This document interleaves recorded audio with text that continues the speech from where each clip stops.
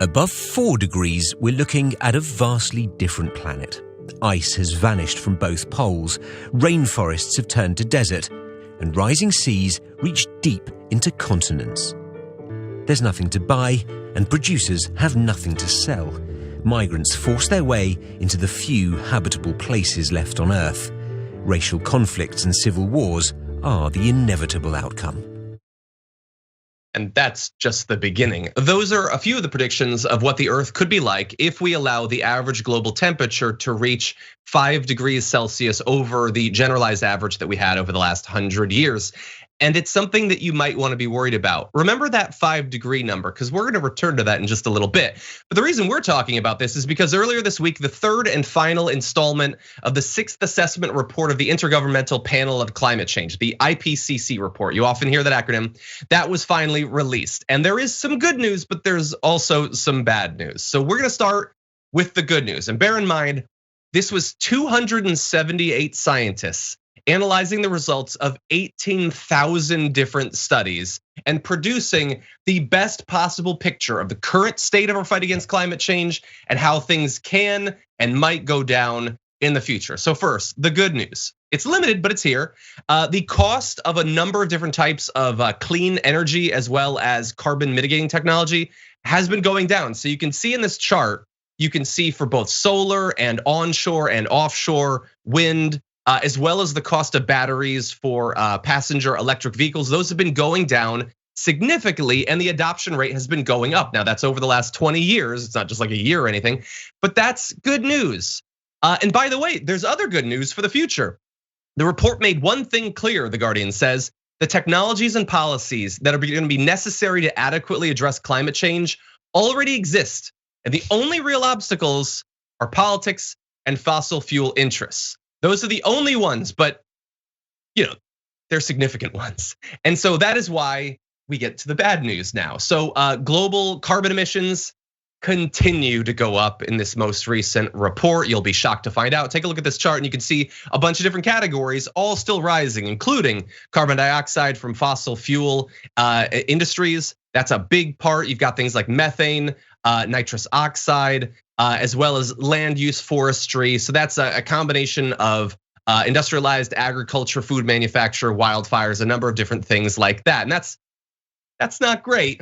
There's a little bit of good news hidden in there, and that is that the rate of growth of greenhouse gas emissions over the last decade was slower than it was in the preceding decade. But here's the big issue, and this is where we'll jump into our conversation. The report concludes that the chances of meeting the most aggressive Paris Agreement temperature target, that is 1.5 degrees Celsius of warming above pre-industrial levels, is slipping out of reach. And they do have advice and they do have warnings, Waz, but right now it's not necessarily the report we'd want to have. Yeah, just another dire climate report. Everybody at home drink. That first video that you showed kind of illustrates why I think people over here, especially the ruling class over here, has been dragging their feet. I think there's a feeling that they feel like the immediate effects are not gonna touch rich people in the US. Like that migrant crisis, that's one of the blessings of being in America. We're all the way over here. It's like, won't touch us. Mm-hmm.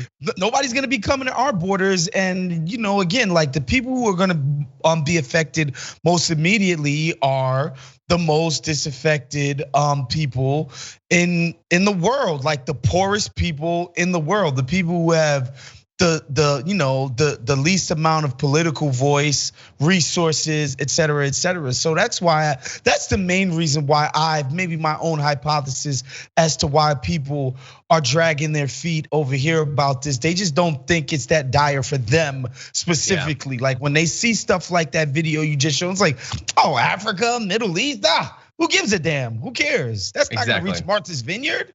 That's a great point, and that is the fear. The issue is that there's delay in you get the actual cause, and then the effect might take a bit. And so by the time it is undeniable, it might be too late, at least to stop that level. Now, I would argue we're already seeing more than enough evidence of how devastating this can be. And one of the reasons I included portions of that video is if you were a right winger, maybe for some reason you don't mind the fact that the coastlines are gonna be swamped and major cities are gonna be inundated with the ocean. Maybe you're not worried about that. Maybe you're not worried about a difficulty in us being able to produce enough food to feed our population here in the US. But did you hear what they said in that video? Migrants are gonna be moving from country to country looking for somewhere to stay. Are you terrified of that at the very least? Can we at least use the American predisposition for xenophobia to get people to care about the climate crisis? Perhaps not. But anyway, look, they offer warnings. They say that greenhouse gas emissions must peak before 2025 at the latest. Well, that's just a couple years away, so good luck. They must be reduced by 43% by 2030, 84% by 2050 to reach a goal. And that means global use of coal has to drop by 95% by 2050. That means you can only have a couple guys in big trucks rolling coal. That's basically all the tolerance you have for it. Oil by 60%, gas by 45%, which is going to be difficult. And one of the further issues is that while that 3,000-page report is available, it's being summarized by the news. You can take a look at it if you want. You can get access to all this information. There is a 63-page policymaker summary that's supposed to summarize the results of the report. But much of the criticism, specifically of the fossil fuel industry, just was somehow lost in the transition from the 3,000 pages to the 63, Wosny. So the actual advice to politicians about what to do, weirdly enough, isn't gonna include an emphasis on doing something about fossil fuels. Yeah, and our politics is so captured by these people. I'm sure you guys covered that Exxon exec where he was explaining the game, how they play it in Washington. That lobbyist where he's just like, let me get them in a room. They get their contributions. They do this X, Y, and Z. They play ball. We're good. We slow roll the actual science. We manipulate how it's presented and marketed in mass media, and we get to still roll in the dough. It's really sick what the fossil fuels companies are gonna do. And it's hard to imagine that anybody in our politics would be brave enough to actually take them on in any meaningful way. Yeah, that is definitely the fear. And so what I'd like to do is circle back to the beginning of the video, because if we can go to this final chart, you're gonna see that they also decided to talk a little bit about how this might go. And so I understand that chart's gonna be hard to discern, but you see as time goes by, think about those like maps of the multiverse in Marvel. That's basically what this is. It is possible futures. And the highest one, the brown one, that is 5 degrees Celsius by 2100. And of course, closing in on it decades earlier. So that apocalyptic Mad Maxian world that video was like just as a hypothetical looking into, if we don't do what we need to do, there is a chance that that's the world that awaits us. And that's what we need to avoid.